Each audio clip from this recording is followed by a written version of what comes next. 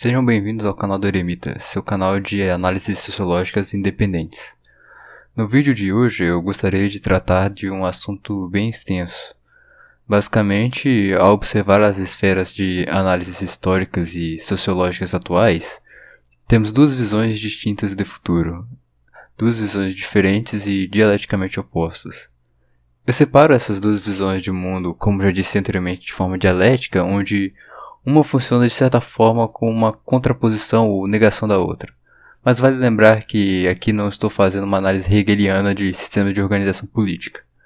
Falo isso porque muito hoje se discute se estamos passando de um choque de sistemas entre a ordem internacional ou monopolizada está sendo desafiada por uma nova ordem crescente, etc.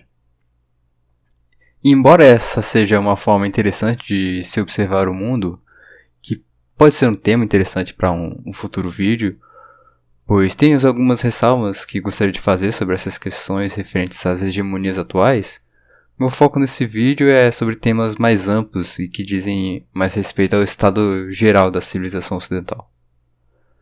A primeira visão que eu separei para discutir aqui é a visão tribulacionista. Segundo essa visão, a forma atual como se organiza a sociedade ocidental é insustentável. E por isso, em breve a sociedade irá passar por uma grande crise, que vai reestruturar toda a sociedade e reorganizar as estruturas econômicas e políticas para se adequar à nova realidade.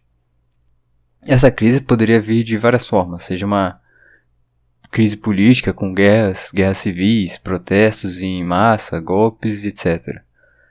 Seja também de forma econômica, como desemprego em massas, depressões econômicas, greves, etc. E ainda por cima é comum nessa visão a ideia de que conflitos bélicos comecem a escalonar no mundo, de todas as suas formas. Isso abrange desde novos conflitos localizados, como na África, no Oriente Médio ou o que está acontecendo na Ucrânia, como até uma possível terceira guerra mundial.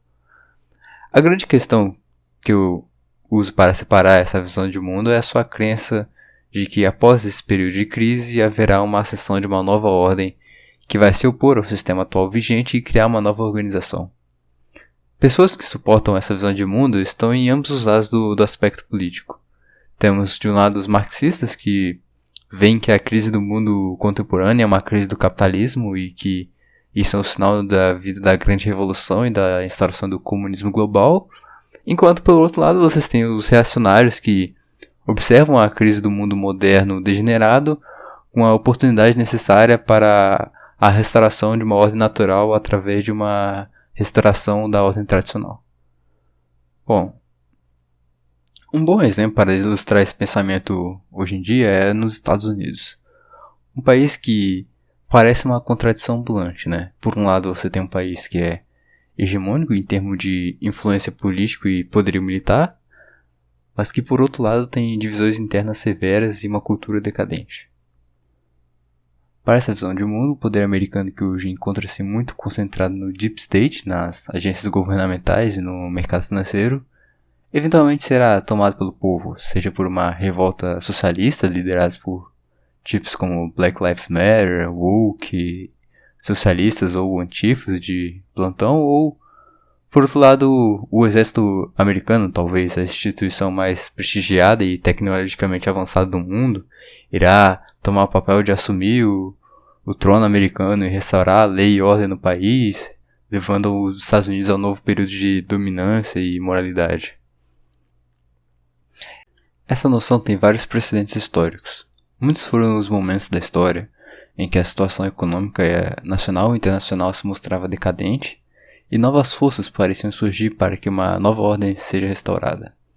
Isso é bem observável, por exemplo, na queda do Império Romano, onde uma série de lideranças ruins do Império fez sua influência ruir. Sua economia parecia padecer e suas províncias começaram a se rebelar. Com o povo cada vez menos satisfeito com a liderança atual, o Império foi dando lugar para novos poderes, que começaram a surgir nas diversas regiões do Império, com invasores germânicos tomando o passo do Império para si e criando novos reinos e ducados. Outro exemplo emblemático desse tipo é a Guerra dos 30 Anos na Europa. Para quem não conhece muito bem esse conflito, foi a guerra que eclodiu principalmente pela Reforma Protestante. Alguns ducados do Sacro Império Romano estavam descontentes com o tratamento da dinastia imperial austríaca, que sempre foi altamente católica, com os protestantes do Império, e com isso um grande número de países europeus começaram a se lançar no conflito, principalmente países protestantes como contra os católicos da Europa. Esse novo arranjo acabou por enfraquecer fortemente o poder da Igreja Católica na Europa, com estados poderosos como a França, Inglaterra e Suécia se tornando independentes dos mandos e desmandos do papado e do trono imperial do Império. É possível, então, que o Ocidente esteja traçando uma trajetória similar. Não é segredo para ninguém que a civilização ocidental passa por uma grande crise de identidade, que a economia não vai muito bem e que o sistema político está cada vez mais distante dos interesses do povo, respondendo cada vez mais apenas a uma elite parasitária. Portanto, segundo essa visão, se esse diagnóstico estiver correto, é melhor se preparar, porque nos próximos anos serão acompanhados de guerras, crises econômicas, revoluções e, no geral, morte, doença, fome, enfim, uma grande tribulação, através do qual trará a civilização atual decadente à ruína, e das cinzas dessa casa apodrecida se erguerá uma nova ordem forjada pelo conflito. Acredito que muitos de vocês esperavam que eu fosse tratar a segunda visão como algo mais positivo em relação à primeira, mas não. Ambas as visões são negativas com relação ao futuro. Talvez a segunda seja ainda mais negativa para nós do que a primeira. Enquanto a visão de futuro tribulacionista enxerga o mundo como caminhando para um processo rápido de acerramento de tensões do mundo, tudo com a eventual culminação desses processos de tensão em um conflito de múltiplas esferas, a visão continuacionista é muito mais cética em relação à reação desses fatores. Como já foi exposto aqui no canal, a elite mundial atual é altamente torpe, com valores corrompidos e completamente opostos à cultura civilizacional que nos trouxe até aqui.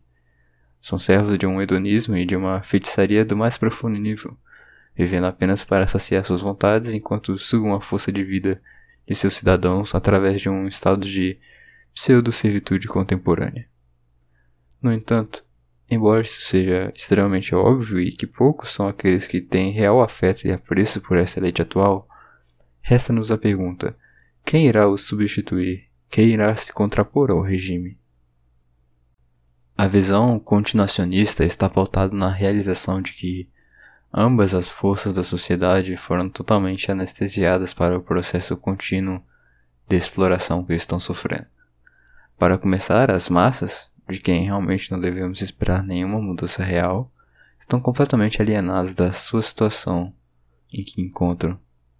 Como vocês mesmos podem observar, essas são jogadas umas contra as outras constantemente, seja em política, esporte, religião, etc. Não há uma força motivadora para que se utilize como tal. Além disso, o estado atual da sociedade contribui para criar uma massa de pessoas fracas, como você pode observar através do fenômeno incel, que se imagina ser de uma grande ameaça para a sociedade, esse contingente de homens frustrados com a vida que seria um grande catalisador de ânimos. Aliás, abrindo uma tangente aqui, não sei se vocês têm conhecimento desse fato, mas a presença de uma grande quantidade de homens privados de sua capacidade de ter uma relação íntima está grandemente associada a uma crescente agressividade nas sociedades. Se você olhar para a antiguidade, principalmente as sociedades antigas, chegavam a ir para a guerra com os seus vizinhos para conseguir mulheres. Não era ouro, não era prata, mas simplesmente mulheres para, enfim, poderem utilizar. A própria Roma fazia isso no seu começo de civilização, né? E tem vários exemplos, principalmente na história antiga, né? Porém, atualmente, né, o que você vê é um grande número de homens docilizados, contentes em ficar na sua vida de NPC, na sua vida de trabalhar das 7 da manhã às 5 da tarde, contente em viver em seu apartamento quadricular em uma região da cidade onde a sua vista da janela é 600 monolitos de concreto empilhados um na frente do outro, de forma que você não consegue nem distinguir nem que parte do planeta você está. Enfim, desperdiçando sua vida, consumindo produtos, criando apenas dependência, né? contentes em viver uma vida mediana, buscar o objetivo mediano, morrer como alguém sem nome e nunca mais ser lembrado. Talvez esse justamente é o espírito das massas, né? Porém, é notável de certa forma que o quanto o homem foi castrado nos tempos recentes, né?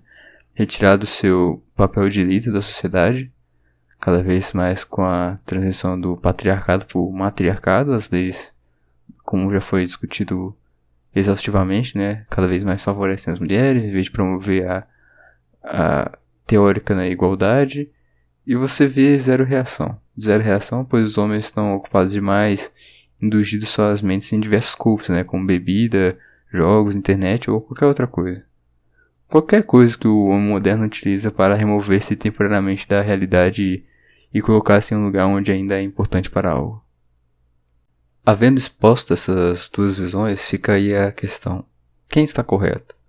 Qual desses dois caminhos a sociedade vai tomar?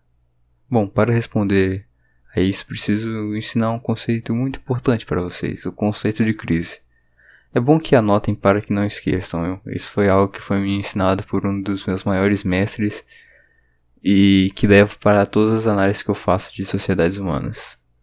A definição de crise é que é um momento histórico caracterizado pela abundância de perguntas e pela completa ausência de respostas. O que isso quer dizer? É que não sabemos exatamente qual das duas visões é a correta, pois estamos no meio desse processo, um processo de crise. O mundo passa por um momento de questionamento das estruturas vigentes, sobre quais caminhos a sociedade vai tomar. Por outro lado, também temos ensinamentos que nos podem indicar para qual caminho que é necessário para que um desses acontecimentos se tornem verdadeiros. Como os assinantes recorrentes do canal podem notar, esse é mais um caso de elite. Quem decidirá o futuro das sociedades humanas será, assim como sempre foi, as elites. O caso 1 é o caso onde uma nova elite surge. E vale lembrar que as novas elites sempre surgem através do conflito. É através da dor que são formadas novas ordens e instauradas os novos valores. Sendo assim, caso uma nova elite virtuosa e competente surja, será natural que o mundo passe por um período tribulacional, onde haverá uma grande luta comparável ao Armagedon pela alma do mundo. Por outro lado, temos a cruel realização de que isso pode não vir a se acontecer. As elites torpes podem mostrar estratégicas ou simplesmente terem sorte demais o suficiente para extinguir sua competição, tornando hegemônico o seu poder e incontestável. E com isso vão colocar o seu plano de escravização em massa em ordem, o que inevitavelmente vai levar à subjugação contínua das massas, a elevação do seu estado de subserviência e o abandono total de qualquer padrão moral que ainda resistia da antiga ordem, com a substituição total do panteão pelos novos deuses torpes da elite. E o que podemos fazer então, diante da tal situação?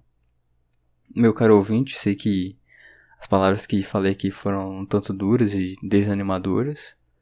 Então, o que podeis fazer diante de tal cenário? Como se proteger ou como vencer em um cenário tão calamitoso? Pois bem, eu não tenho as respostas, mas como eu tenho certeza que estou me empenhando em encontrá-las. Eu conto com a ajuda de vocês todos, vocês dessa comunidade aqui de debate, para que possamos elevar nosso conhecimento a um ponto de atingir uma elucidação satisfatória quanto aos nossos planos de ação para que possamos ir bem. Bom, esse foi o vídeo de hoje, pessoal. O Gremita se despede aqui e conta com vocês para o próximo vídeo. Não deixem de deixar o like e se inscrever aí no canal. Valeu!